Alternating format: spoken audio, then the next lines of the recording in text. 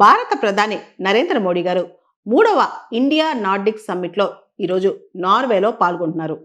అసలు ఈ నార్డిక్ దేశాలంటే ఏంటి? Denmark, Finland, Iceland, Norway, Sweden. ఈ 5 దేశాలు యూరోప్లోని నార్డిక్ దేశాలు.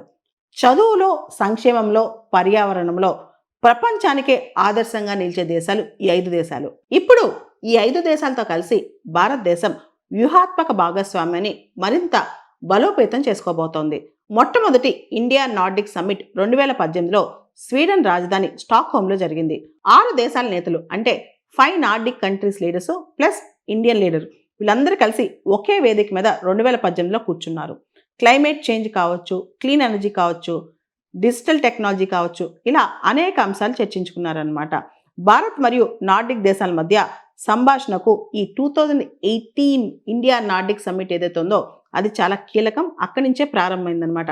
అదేవిధంగా రెండో సమావేశం ఇండియా నార్డిక్ సమ్మిట్ రెండో సమావేశం డెన్మార్క్లోని కోపెన్హాగెన్లో 4 సంవత్సరాల తర్వాత 2022లో ఇండియా నార్డిక్ సమ్మిట్ అనేది జరిగింది. ఈసారి చర్చలు మరింత లోతైన అంశాల మీద సాగాయి.